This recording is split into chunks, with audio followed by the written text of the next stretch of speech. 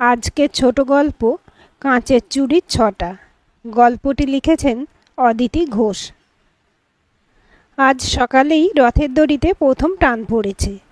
রথের দড়িতে হাত দিয়ে পূর্ণার্জনের ইচ্ছা না থাকলেও রথের মেলার আকর্ষণ এখনও 16 আনাই আছে পাপিয়ার। মেলা যে শুরু হয়ে গেছে তা কাল সন্ধ্যের থেকেই জানান দিচ্ছে মাইক্রোফোনের আওয়াজে। সুন্দর সুন্দর গান বাজছে মাইকে। বাড়ির পিছনের পুকুরটাই তরঙ্গায়িত হয়ে সেই গান ভেসে আসছে কানে।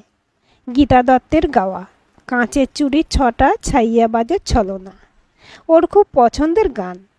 গানটা কানে আসতেই পাপিয়ার মনে পড়ে গেল চুড়ি মাসির কাঁচের চুড়ির দোকানটার কথা। কত বছর ধরে চুড়ি মাসি আর ওর মেয়ে চুড়ির দোকান নিয়ে বসছেই রথের মেলায়। কাঠের পাটাতনের উপর সাদা মার্কিন কাপড় বিছিয়ে থরে থরে সাজিয়ে রাখা থাকে রং বেরঙের অজস্র কাঁচের চুড়ি। দেখলেই লোভ হয়, সবগুলোই পরতে ইচ্ছে হয়। রথের মেলায় কাঁচের চুড়ি না পরে আসেনি কখনো পাপিয়া। ছোটবেলায় হাত কেটে যাওয়ার ভয়ে মা কাঁচের চুড়ি পরতে দিত না। তখন অবশ্য বন্ধুদের সঙ্গে নয়, মায়ের সঙ্গেই মেলায় যেত। চুড়ির দোকানটায় গেলে প্লাস্টিকের চুড়ি পরিয়ে দিতে বলতো মা, কিন্তু চুড়ি মাসির কাছ থেকে ভাঙা কাঁচের চুড়ি সংগ্রহ করে নিয়ে আসতে ভুলতো না ও। সেই রং বেরঙের ভাঙা চুড়ির টুকরোগুলো আগুনে ধরে বেঁকিয়ে কি সুন্দর শেকল বানিয়ে দিত বাবা। একটু বড় হওয়ার পর অবশ্য ব্যাপারটা উল্টো হয়ে গিয়েছিল। ক্লাস 7 থেকে আর মায়ের সঙ্গে নয়, বন্ধুদের সঙ্গে দল বেঁধে যেত মেলায়।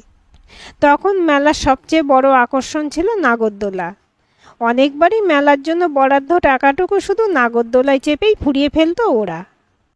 বন্ধুদের মধ্যে যে 2-4 জন একটু অবস্থাপন্ন বাড়ির মেয়ে, তাদের কাছে একটু বেশি টাকা থাকতো। তারা কেউ ভেজিটেবিল চপ, কেউ ঘুগনি, কেউ জিলাপি কিনত। সবাই মিলে হুল্লোড় করতে করতে খাওয়া হতো। তখনও সহজ সরল ছিল সকলের মনগুলো। তাই কে খাওয়াতে পারলো আর কে খাওয়াতে পারলো না এই নিয়ে কেউ মাথা ঘামাতো না। হই হই করতে করতে কেটে যেত রথের দিনগুলো। কিন্তু স্কুলের গণ্ডি পেরিয়ে কলেজে যাওয়া শুরু করার পর থেকে আত্মসম্মানবোধ বেড়েছে সবার। এখন যেন নিজের বন্ধুদের খাওয়াতে না পারলে বন্ধুদের পয়সায় খেতেও খারাপ লাগে। তাই খাওয়া দাওয়ার কথা উঠলেই যে কোনো অজুহাতে পালিয়ে আসে পাপিয়া। তৎক্ষণাৎ ওর সঙ্গ নেয় রিনাও। মনটা এখন চলে গেছে মেলার দিকে, তাই আর পড়ায় মন বসছে না। বইপত্র গুছিয়ে তুলে রেখে রিনাদের বাড়ি ছুটল পাপিয়া। 21 বছরের এই জীবনটায় পাপিয়ার বন্ধুর সংখ্যা কম নয়। কলেজের সহপাঠীদের সঙ্গে অবশ্য ততটা হৃদ্যতা কোনোদিনই হয়নি যতটা স্কুলের বন্ধুদের সঙ্গে ছিল।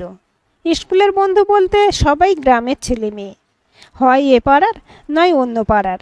সবাইকার সঙ্গে সদ্ভাব আছে এখনো পাপিয়ার। তবে রিনার ব্যাপারটা একেবারেই আলাদা। ওর সঙ্গে অন্য কারো তুলনা চলে না। রিনাই হচ্ছে পাপিয়ার একমাত্র বন্ধু, যার কাছে মন খুলে সব কথা বলতে পারে ও। দুজনেই অভাবের সংসারে বড় হয়ে উঠেছে, তাই সবসময় নিজেদের সমস্যাগুলো একে অপরের সঙ্গে শেয়ার করতে পারে স্বচ্ছন্দে। নিম্ন মধ্যবিত্ত পরিবারে জন্মালেও পাপিয়া রূপ পেয়েছে নজরকাড়া। বিশেষ করে মাধ্যমিকের পর থেকে ওর রংটা যেন বেশি খোলতাই দিয়েছে।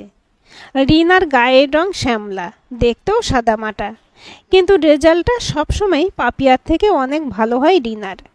কিন্তু রূপ বা রেজাল্টের কথা ভেবে ওরা কখনো কেউ ইনফিউরিটি কমপ্লেক্সে ভোগে না। দুজনে ইংলিশে অনার্স নিয়ে 3rd ইয়ারে পড়ছে। তবে রিনার নাম উঠেছিল ফার্স্ট লিস্টে আর পাপিয়ার নাম উঠেছিল সেকেন্ড লিস্টের ওয়েটিংয়ে। পাপিয়া চান্স পাওয়া নিয়ে ওর নিজে থেকে রিনার টেনশনও কিছু কম ছিল না। যেদিন পাপিয়ার নাম কনফার্ম হয়েছিল সেদিন সে কি আনন্দ রিনার। পাপিয়াকে জড়িয়ে ধরে রীতিমতো নাচানাচি করেছিল ও। জানালা দিয়ে পাপিয়াকে দেখতে পেয়ে ছুটে বেরিয়ে এসেছে রিনা। দরজায় দাঁড়িয়েই ও বলল, তোকে দেওয়ার জন্য একটা সাংঘাতিক খবর আছে পপি। পাপিয়া ভেঙচি কাটল, বাবা, একেবারে সাংঘাতিক খবর?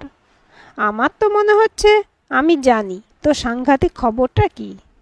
সিরিয়াসলি তুই জানিস? কি বলতো? কি আবার? এবারও নিশ্চয়ই চন্দনদা সন্ধেবেলায় আমাদের সঙ্গে মেলায় যেতে চেয়েছে। কি রে, ঠিক বলছি তো? না, তুই ঠিক বলিসনি। চন্দনদা এবার কিছু বলেনি। গতবার তুই যা ব্যবহার করেছিস ওর সঙ্গে, তারপর আর বলে সে কথা? কি এমন খারাপ ব্যবহার করেছে শুনি? ওর কেনা চুড়িগুলো নিইনি। এই তো, আমি কাঁচের চুড়ি ভালোবাসি বলে আমার জন্য কাঁচের চুড়ি কিনতে ওকে কে বলেছিল বল তো? না পাপিয়া, তুই শুধু চুড়িগুলো ফেরতই দিসনি, তার সঙ্গে এমন কথা বলেছিলি, সেটাতে ওকে পরোক্ষে অপমান করা হয়েছিল। মনে আছে তোর? ওর কেনা চুড়িগুলো তোকে দেখাতেই তুই বলেছিলি আমি কারো কাছ থেকে কিছু নিই না। চন্দনদা বলেছিল এটা সামান্য উপহার, উপহার নিতে আপত্তি তো কেউ করে না। তুই তখনই বলেছিলি পাও তো টিউশনির ওই কটা টাকা, সেই থেকে আমার চুড়ি না কিনে রেখে দিও টাকাটা, পরে নিজের জন্য একটা ভালো জামা কিনো। তোমার কোনো ভালো জামা আছে বলে তো মনে হয় না। আমি চুড়ি মাসিকে বলে দিচ্ছি, ও ফেরত নিয়ে নেবে চুড়িগুলো। চন্দনদা না দাঁড়িয়ে চলে গিয়েছিল। মনে আছে তোর কথাগুলো? হ্যাঁ মনে আছে, বলেছিলাম কথাগুলো, কিন্তু তুই তো মনের মধ্যে টেপ করে রেখেছিস দেখছি। চুড়িগুলো নিইনি কারণ আমার ভালো লাগে না যার তার কাছ থেকে কিছু নিতে। যার তার কাছ থেকে? হ্যাঁ তাই। যার তার ছাড়া কি বলবো বলতো? চন্দনদাকে তোর ভালো লাগে, তাই এত গায়ে লাগছে তোর। ভালো লাগে তো, লাগে বলেই দাদাকে আর ওকে সবসময় সমান চোখে দেখি। জানিস তো, এমএসসি পরীক্ষায় চন্দনদার রেজাল্টটা দাদা থেকেও ভালো হয়েছে। চাকরি পায়নি অবশ্য এখনও, টিউশনি করে আর কতটা পায়, যজমানি করে বেশি আয় হয় না জেঠুরও। বড়লোক ওরা নয় ঠিকই, তবু ভাইফোঁটার দিন কখনো খালি হাতে আসে না চন্দনদা। আমি বুঝি কষ্ট করেই আমার জন্য কিছু কেনেও, তবুও কখনো বলি না এসব কেন কিনেছ, বরং ওকে বোঝাতে চাই যে জিনিসটা আমার খুব পছন্দ হয়েছে। কারণ সব মানুষেরই একটা ভালো লাগার জায়গা থাকে মনের মধ্যে, তাই সব কিছুতেই হিসেব চলে না। আর একটা কথা তোকে না বলে পারছি না, যদি সত্যিই তোর অন্যের কাছ থেকে কিছু নিতে খারাপ লাগে, তাহলে গতবার সোহমের কাছ থেকে পাথর সেট করা কানের দুল আর ব্যাক ক্লিপ নিয়েছিলি কি করে? পাপিয়া গদগদ হয়ে বলল, রিনা, সোহমের সঙ্গে কারো তুলনা করিস না, ওর ব্যাপারটা আলাদা। তুই জানিস যে ওকে সেই স্কুল লাইফ থেকে ভালো লাগে আমার। ও জোর করে নিয়ে গিয়ে কিনে দিয়েছিল জিনিসগুলো, তাই না করতে পারলাম না। ও আচ্ছা, বুঝলাম। তোর সোহমকে ভালো লাগে জানি, তবে সোহমের তোকে ভালো লাগে কি না সেটা ঠিক জানি না আমি। পাপিয়া ঠোঁট বেঁকিয়ে বিরক্তি প্রকাশ করল। ধুৎ, এলাম তোর কাছে মেলায় যাবার সময় নিয়ে কথা বলতে, তুই মুডটাই দিলি অফ করে। ভেতর থেকে রিনা ঠাকমার গলা শোনা গেল, কি ব্যাপার তোদের? দরজায় দাঁড়িয়েই সব কথা শেষ করবি নাকি? পপিকে নিয়ে ভেতরে আয়, আমার মহাপ্রভুর প্রসাদ খাবে। পাপিয়ার হাত ধরে টান দিল রিনা, আয়। বিরক্ত মুখে রিনার সঙ্গে ভেতরে ঢুকলো পাপিয়া। রিনা বা পাপিয়া দুজনের কারো পরিবারকেই ঠিক মধ্যবিত্তের তালিকায় ফেলা যায় না। সচ্ছলতা শব্দটা যেখানে অপ্রতুল, সেখানে নিম্ন মধ্যবিত্ত বলাই ঠিক। রিনার দাদুর তৈরি 3 কুঠুরির বাড়িটায় রঙের প্রলেপ ধরেছিল বছর 50 আগেই। প্লাস্টার খসে পড়েছে প্রচুর জায়গায়। রিনার বাবা বিয়ের আগে থেকে শহরের একটা ওষুধের দোকানে কাজ করতেন, এখনও করছেন সেই কাজটাই। রিনা 3 বছরের বড় দাদা রজত ম্যাথে মাস্টার্স করে চাকরির চেষ্টা করছে, এর সাথে টিউশনি তো আছেই। পাপিয়াদের বাড়ির অবস্থাও একই রকম। পাপিয়ার ভাই পল্লব ক্লাস 9-এ পড়ে, বাবা একটা গার্মেন্টস ফ্যাক্টরিতে স্বল্প মাইনে চাকরি করে। ওর মা সংসারের কাজের অতিরিক্ত সময় বাড়িতে বড়ি তৈরি করেন, ওর বাবা সেগুলো দোকানে দোকানে গিয়ে দিয়ে আসেন। সন্ধ্যের পর ডিউটি থেকে ফিরে কোনো রকমে টেনে টুনে চলে যায় সংসারটা। রিনা নিজেদের পরিস্থিতিটা যতটা বোঝে, পাপিয়া ততটা বোঝে না। ওর মন বেলুনের মতো হাওয়ায় ভেসে বেড়ায়, তাই মাঝে মাঝেই ওকে বাস্তবের মাটিতে নামিয়ে আনতে সুতো ধরে টান দিতেই হয় রিনাকে। রিনা বুঝতে পারছে না কি করবে এখন। যে খবরটা পাপিয়াকে দেবে ভেবেছিল সেটা দেবে কি না। গ্রামে রথের মেলা হলো, খুব একটা ছোট হয় না মেলাটা। সকালের দিকে শুধু নিজেদের গ্রাম নয়, আশপাশের গ্রাম থেকে ভক্তজনদের সমাগম ঘটে রথ টানার জন্য। বয়স্ক মানুষেরাও যান রথের দড়ি ছুঁয়ে পুণ্যার্জন করতে, অথবা একটু দূরে দাঁড়িয়ে রথযাত্রা দেখতে। বিকেলে গৃহবধূরা ছোটদের নিয়ে আসেন মেলায় ঘুরতে, আর ইয়াং জেনারেশনের ভিড় হয় সন্ধ্যায়। সন্ধ্যে 7টা থেকে রাত 10টা পর্যন্ত চলে যুবক যুবতীদের ভিড়। সন্ধ্যাবেলায় মেলায় গেলে একবার না একবার দেখা হয়ে যাবেই বেশিরভাগ বন্ধুদের সঙ্গে।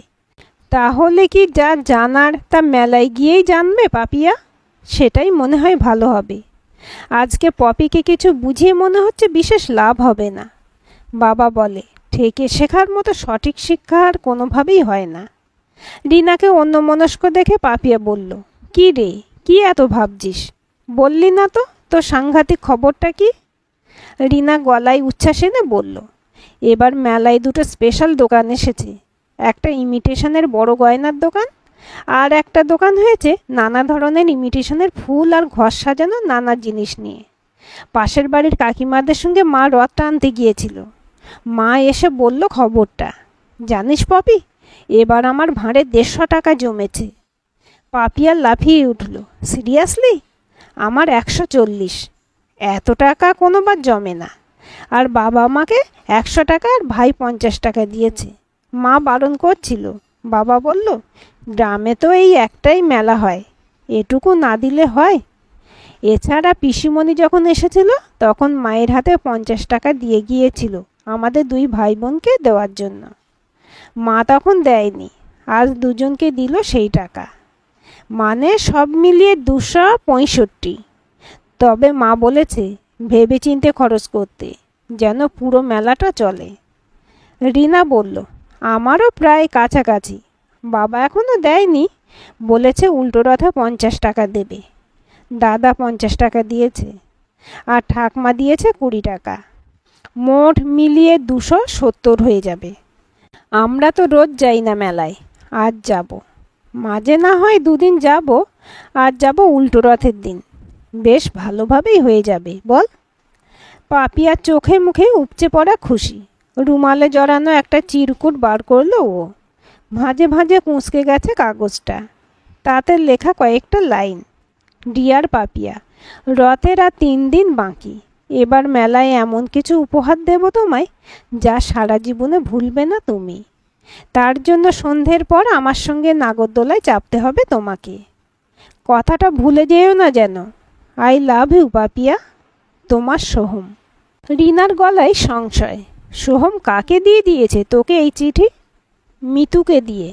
মিতু এসে আমাকে দিয়ে গেছে। আমি তোকে দেখাবো বলে রেখেছিলাম, এবার কুচিয়ে ফেলে দেব। এই শোন না, আমি এবার সোহমকে একটা গিফট দেব ঠিক করেছি। কি দেব সেটা মেলায় গিয়ে ঠিক করা যাবে। এই রে, ভুলেই গেছি, সন্ধেয় মেলায় যাব, তাই বাড়ি গিয়ে ভাইকে নিয়ে একটু বসতে বলেছে মা। না হলে মায়ের কাছে বকুনি খেতে হবে। এখন যাই রে, 6:30টায় বেরোবো কিন্তু। কথা বলতে বলতে বেরিয়ে গেল পাপিয়া।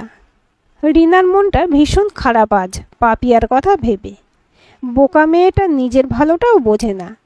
রিনা ভেবেছিল মেলায় যাওয়ার আগে পাপিয়াকে জানিয়ে দেবে সোহমের কথাটা, কিন্তু ওর সঙ্গে কথা বলেই বুঝেছে ও সোহমকে নিয়ে অনেক কিছু বেশি ভেবে বসে আছে। আগে বলে দিলে হয়তো মেলায় না গিয়ে ঘরে বসে কান্নাকাটি করত। সেটা আরও খারাপ হতো। সারা বছর এই মেলাটার অপেক্ষায় বসে থাকে ওরা সেই ছোটবেলা থেকে। মেলাটার সঙ্গে জড়িয়ে আছে ওদের অনেক স্মৃতি, অনেক আবেগ। মনে মনে ঠাকুরের কাছে প্রার্থনা করল রিনা, যেন কোনোভাবেই সোহমের সঙ্গে দেখা না হয় ওর। ঠাকমার একটা কথাই এই মুহূর্তে ভীষণভাবে মনে পড়ছে। ঠাকমার নিজেদের বড়লোক আত্মীয় স্বজনদের প্রসঙ্গে বলতো, ওরা আমাদের আত্মীয় বলেই ভাবে না, তেলে জলে কি মিশ খায়। রিনা একদিন বলেছিল, তুমি জানো ঠাকমা তেলে জলে কেন মিশ খায় না? কোনো রকম বৈজ্ঞানিক ব্যাখ্যায় না গিয়ে সোজাসাপটা উত্তর দিয়েছিল ঠাকমা, তেল পয়সা দিয়ে কিনতে হয়, জল কি কিনি আমরা? সেই জন্যই তো তেল বড় লোক আর জল গরিব। রিনা হাসতে হাসতে বলেছিল, তাহলে বড় লোকদের পিপাসা পেলে যেন গরিব জল না খেয়ে বড় লোক তেল খায়। কথাটা সেদিন হেসে উড়িয়ে দিলেও এই অল্প বয়সের অভিজ্ঞতা দিয়ে বুঝেছে রিনা অর্থনৈতিক বৈষম্য একটা বড় ফ্যাক্টর হয়ে দাঁড়ায় সম্পর্কের ক্ষেত্রে। তাই তো কলেজে ভর্তি হওয়ার পর থেকে গত 1.5 বছর ধরে পাপিয়ার ব্যাপারে আগ্রহ দেখিয়ে এখন দিব্যি অন্য একজনকে বেছে নিয়েছে সোহম। ধাক্কা একটা খাবে পাপিয়া, তবে সেটা ওর পক্ষে মঙ্গলই হবে। ওদের সম্পর্ক যে টিকবে না সেই ব্যাপারে নিশ্চিত ছিল রিনা অনেক আগে থেকেই। শুরুতেই শেষ হলে তবু ভালো, যত দেরি হতো তত বেশি কষ্ট পেত পাপিয়া। মেলায় ঢুকতেই বেশ কয়েকজন স্কুলের বন্ধুর সঙ্গে দেখা হয়ে গেল। বন্ধুদের সঙ্গে কথা বলতে বলতে এগিয়ে যাচ্ছিল ওরা। হঠাৎ রিনার হাত ধরে টান দিল পাপিয়া। ডান দিকে চল, কিছু কিনবো পরে, আগে পুরো মেলাটাই একবার চক্কর দিয়ে নিই। রিনা দাঁড়িয়ে গেল। সেটা হয় নাকি? এই সময় মারাত্মক ভিড় হয় মেলায়। ভিড় ঠেলে কতবার যাতায়াত করব। যেটা পছন্দ হবে টুকটাক কিনতে কিনতে যাব। পাপিয়া নাছোড় বান্ধা। মেলার শেষ প্রান্তে যেখানে রাইডসগুলো থাকে সেখান পর্যন্ত একবার পাক দেবেই ও। রিনা বুঝতে পারছে ওর আসল উদ্দেশ্য সোহমকে খোঁজা। পাপিয়াকে আটকানো যাবে না বুঝে হাল ছেড়ে দিয়ে ওর পিছু পিছু হাঁটতে শুরু করলো রিনা। পাপিয়ার সন্ধানী চোখ সোহমকে আবিষ্কার করলো ঘূর্ণায়মান নাগরদোলায়। চারজনের বক্সটার সামনাসামনি সিটে বসে আছে সোহম আর ওর প্রাণের বন্ধু রাজু। দুজনের পাশে দুজন অপরিচিত স্টাইলিস্ট মেয়ে। দেখেই বোঝা যাচ্ছে ওরা কোনো শহর থেকে এসেছে। পাপিয়া বলল, ওই দেখ, নাগরদোলায় সোহম আর রাজু। মেয়ে দুটো মনে হয় সোহম বা রাজু রিলেটিভ। নিচে দাঁড়িয়ে পাপিয়া ওর হোলি প্রিন্টের রুমালটা ওড়ালো। হাই সোহম, আমি এসে গেছি। মাইকের গান, বাঁশি, ঝুমঝুমির মতো হরেক রকম খেলনার বিচিত্র শব্দ ও নানা মানুষের হাঁকডাককে ছাড়িয়ে পাপিয়ার গলা সোহমের কানে পৌঁছালো না। ওর হয়তো মনে হলো পাপিয়া ওকে নামতে বলছে, তাই ওদের বক্সটা নিচের দিকে নামতে ও হাত নেড়ে চেঁচিয়ে বলল, আমি এখন নামবো না রে, সিমি বলছে এখনও কয়েকবার চাপবে। সত্যি তাই করলো ওরা। সমস্ত বক্স খালি হয়ে অন্যরা চাপলো, কিন্তু ওরা নামলো না। সোহম পাপিয়াকে দেখিয়ে সিমির কাঁধে হাত রাখল। রিনা পাপিয়ার হাত ধরে টান দিল, গলা চেপে বলল, তুই কি এখনো বেহায়ার মতন এখানে দাঁড়িয়ে থাকবি পপি? পাপিয়ার গলার স্বরটা করুণ শোনালো। চল এখন, তবে ওর সঙ্গে কথা তো আমাকে বলতেই হবে। কি কথা বলবি পপি? কাল সন্ধ্যের সময় ওরা স্টেশনের দিকে গিয়েছিল। বড় লোকের আদুরে ছেলে, ও কারো তোয়াক্কা করে না। দাদা দেখেছে ওকে মেয়েটার হাত ধরে হাঁটতে। তোকে সকালে সেই কথাটাই বলতে চেয়েছিলাম। পাপিয়ার মুড অফ হয়ে গেছে। মেলায় ঘুরছে, কিন্তু কোনো জিনিস কিনছে না ও, দেখছেও না। মেলার সবচেয়ে বড় দোকানটায় ঢুকলো ওরা। রিনা পছন্দ করে দুজনের জন্য দুটো ব্যাক ক্লিপ কিনলো। ঠাকমা ঠাকুরের জন্য দুটো নকল ফুলের মালা কিনলো। এসব দিকে ভ্রুক্ষেপ নেই পাপিয়ার। ও চোখ ঘুরছে মেলার পিছনের দিকে। কখন সোহমরা নাগরদোলা থেকে নেমে এদিকে আসবে সেই অপেক্ষায় রয়েছে ও। কিছুক্ষণের মধ্যেই সোহমরা ঢুকলো ওই দোকানটায়। পাপিয়া সোহমের মুখোমুখি দাঁড়ালো। তোর সঙ্গে আমার কথা আছে। সোহম হাসলো। তার আগে তোদের পরিচয় করিয়ে দিই এদের সঙ্গে। এরা দুজনেই আমার ক্লাসমেট, পাপিয়া আর রিনা। এবার নতুন অতিথিদের পরিচয় করিয়ে দিই। এ হচ্ছে তানিয়া, আমার ছোট মাসির ননদের মেয়ে। আর ও হচ্ছে তানিয়ার বেস্ট ফ্রেন্ড সিমি। বালিগঞ্জে থাকে। গ্রামের মেলা দেখতে শখ হয়েছে, তাই এসেছে ছোট মাসির সঙ্গে। রিনা বলল, তা ভালো। আর সেই সুযোগে সদ্ব্যবহার করছিস তুই, তাই তো? খিলখিল করে হেসে উঠল Simi. You are right, he is very naughty. Papiya সোহমের দিকে তীক্ষ্ণ দৃষ্টিতে তাকালো। বললাম যে তোর সঙ্গে আমার কথা আছে। সোহম হাসলো। কি কথা বলবি তা আমি জানি। তোকে গতবার কয়েকটা জিনিস কিনে দিয়েছিলাম, তোর খুব পছন্দ হয়েছিল, তাই এবারও কিনে দেব বলেছি। দেব তো। সঞ্জয় সেনের ছেলে কথা দিয়ে কথা রাখে। কি নিবি তুই ঠিক কর, আমি টাকা দিয়ে দিচ্ছি। তোর বাজেট এবার 500। সিমি ওর হাতটা প্যাঁচ দিয়ে জড়িয়ে ধরে আদুরে গলায় বলল, আর আমার? সোহম ওর হাতে চাপ দিয়ে বলল, তোমার জন্য কোনো নির্দিষ্ট সীমা নেই, যা ইচ্ছে কেন। পাপিয়া কঠিন গলায় বলল, কে চেয়েছে তোর কাছে টাকা? কি ভাবিস তুই নিজেকে? কি আবার ভাববো বলতো? আমি অত ভেবে চিনতে পা ফেলি না। সব কিছু নিয়ে বেশি ভাবিস তোরা। তোদের অবস্থার কথা তো জানি। আমার মায়া লাগছে বলেই দিচ্ছি। গরিবের আবার অত আত্মসম্মানবোধ থাকলে চলে? আরে বাবা, পাচ্ছিস যখন নিয়ে নে। রিনা ঝাঁঝালো গলায় বলল, এনাফ ইজ এনাফ সোহম। নিজেকে বেশি চালাক ভাবছিস তাই তো? ভুল করছিস। আসলে পচা পাঁক ঘাঁটলে দুর্গন্ধ ওঠে, আর কিছু হয় না। তাই আমরা সেই পথে হাঁটলাম না। তবে পপির কপাল যে খুব ভালো এ কথা মানতেই হবে। পাপিয়া নিজের পার্স থেকে 150 টাকা বের করে সোহমের গায়ের উপর ছুঁড়ে দিল। গত বছর তুই 120 টাকার জিনিস উপহার দিয়েছিলি আমাকে, আমি 150 টাকা দিলাম, কিছু কিনে নিস। পেছন দিকে আর না তাকিয়ে দ্রুত পায়ে হাঁটতে লাগলো পাপিয়া। রিনা ছুটে এসে জড়িয়ে ধরল ওকে। তুই আজকে যা করলি তার জন্য গর্বে আমার বুক ফুলে যাচ্ছে। I am really happy. যন্ত্রণা লুকিয়ে পাপিয়া বলল, আমাকে সাহস জুগিয়েছিস তুই, তবে এই ভালো হলো। প্রথম রথের দিনটা এভাবে মাটি হয় মন খারাপ নিয়েই বাড়ি ফিরল পাপিয়া আর রিনা। তবু সোহমের করা অপমানটা ফিরিয়ে দিতে পেরে একটা অন্য ধরনের তৃপ্তি অনুভব করছে ওরা। রথের 5টা দিন পেরিয়ে গেছে, কিন্তু রথতলায় কোনোভাবেই যেতে চায়নি পাপিয়ার, তাই যাওয়া হয়নি রিনারও। বাড়ির সবাই যে ভীষণ অবাক হচ্ছে সেটা বেশ বুঝতে পারছে পাপিয়া। মা ভাই বারবার এই নিয়ে প্রশ্ন করছে। রিনা রোজই একবার করে আসছে। আজও বেলা 10:30টার সময় এলো রিনা। ওর হাতে একটা পলিথিনের প্যাকেট। এ সময় বাড়ি মোটামুটি ফাঁকা। কাকু মানে পাপিয়ার বাবা কাজে বেরিয়ে গেছেন অনেক আগেই। পল্লব স্কুলে, ওর মা রান্নাঘরে। বিছানায় বইপত্র ছড়িয়ে পাপিয়া বসে আছে। ঘরে ঢুকেই দরজা বন্ধ করে দিল রিনা। তারপর বিছানার উপর প্যাকেটটা রাখল। পাপিয়া বলল, কি আছে এতে? খুলেই দেখ না। প্যাকেটের মধ্যে 12টা করে 2 সেট কাঁচের চুড়ি। একটা সেট সাজানো হয়েছে লাল আর কালো রঙের চুড়ি দিয়ে, অন্য সেটটাই রয়েছে সবুজ আর হলুদ রঙের চুড়ি। উজ্জ্বল রঙের চুড়িগুলো হাতে নিয়ে নাড়াচাড়া করতে করতে পাপিয়ার চোখ দুটো খুশিতে চকচক করে উঠল। এত চুড়ি কিনেছিস তুই আমার জন্য? না রে, আমি কিনিনি। এই চুড়িগুলোর কথা জানলে তুই অবাক হয়ে যাবি। দাদা চন্দনদা কাল সন্ধ্যাবেলায় মেলায় গিয়েছিল। এই হলুদ সবুজ চুড়ির সেটটা কিনছিল চন্দনদা। দাদা তখন ওকে বারণ করেছিল, বলেছিল, কার জন্য এগুলো কিনছিস তুই? পপির জন্য? চন্দনদা বলেছিল, হ্যাঁ। দাদা বলেছিল, তুই তো জানিস পপি তোকে পছন্দ করে না বলেই তোর দেওয়া চুড়িগুলো গতবার নেয়নি। তাহলে এগুলো কিনে কি করবি? চন্দনদা বলেছিল। চন্দনদা বলেছিল, গতবারের চুড়িগুলো যেখানে রেখে দিয়েছি সেখানেই রেখে দেব। মনে মনে ভাববো ওকে দিয়েছি, সেই সঙ্গে কল্পনা করব চুড়িগুলো কত সুন্দর মানিয়েছে ওর ফর্সা নিটোল হাত দুটোতে।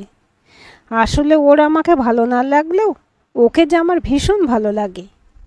দাদা বলেছিল, এইসব দুর্বলতাকে প্রশ্রয় দিস না তুই, এর জন্য কিন্তু পরে কষ্ট পেতে হবে তোকে। চন্দনদা তখন কি বলেছিল জানিস? বলেছে, ভালোবাসায় কষ্ট তো থাকবেই, এমন কোনো ইরেজার নেই যা দিয়ে সত্যিকারের ভালোবাসাকে মন থেকে মুছে ফেলা যায়। হোক না আমার ভালোবাসা একতরফা, তাতে ক্ষতি কি? চন্দনদা অবশ্য দাদাকে বারণ করেছিল কথাগুলো আমাকে বলতে, তবু দাদা আমাকে বলে দিয়েছে কাল রাত্রে। আজ চন্দনদা পড়াতে চলে যেতেই আমি ওদের বাড়ি চলে গিয়েছিলাম। জেঠিমার সঙ্গে গল্প করতে করতে চন্দনদার ঘরে ঢুকে পড়ি। চুড়িগুলো কোথায় থাকতে পারে আমি আন্দাজ করেই ছিলাম। চন্দনদার পড়ার টেবিলের ড্রয়ারের একদম ভেতরের দিকে ঢোকানো ছিল ওগুলো। আমি ওখান থেকে বের করে নিয়ে চলে এসেছি তোকে দেখাবো বলে। পাপিয়া বলল, কোনগুলো আগে পড়বো বলতো? তোর যেটা ইচ্ছা। এই শোন, আজ মেলায় যাব, চন্দনদাকে যেতে বলবি, দেখবি কেমন চমকে দেব। Okay madam. একরাশ খুশি নিয়ে বাড়ি ফিরে এলো রিনা। আজ রথযাত্রা। সকাল হতেই কাজকর্ম ভুলে স্মৃতির রতলে ডুব দিয়েছে পাপিয়া। সেদিন দুহাতে চন্দনের কেনা 24টা কাঁচের চুড়ি পরে রথের মেলায় গিয়েছিল পাপিয়া। সব কিছু জানার পর খুশি হলেও লজ্জা পেয়েছিল চন্দন। পাপিয়া চন্দনের কানের কাছে মুখ রেখে বলেছিল, তুমি একটা আস্ত হাঁদারাম, এমন লুকিয়ে লুকিয়ে বুঝি ভালোবাসা যায়? তৎক্ষণাৎ লজ্জায় মুখ নামিয়েছিল চন্দন। তবে সেসব এখন অতীত। এরপর পেরিয়ে গেছে 17-18টা বছর। এখন আর পাপিয়ার কথায় লজ্জা পায় না ব্যাংক ম্যানেজার চন্দন দত্ত। তবে একটু আধটু ভয় পায় মাস্টারনি পাপিয়া দত্তকে। 12 বছরের মেয়ে চন্দ্রিকা মা মা করে ডাকতে ডাকতে ছুটে এলো। মেয়ের ডাকে সম্বিত ফিরে পেল পাপিয়া। কি হয়েছে মামনি?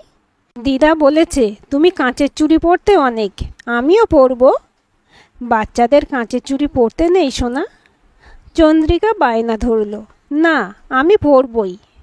পাপিয়া অবাক হলো মেয়ের কীর্তি দেখে।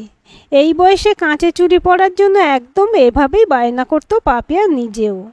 রিনা প্রায়ই বলে, তোর মেয়ে একেবারে তোর মতো হয়েছে। আজ রিনাকে জানাতে হবে এই মিলটার কথাও।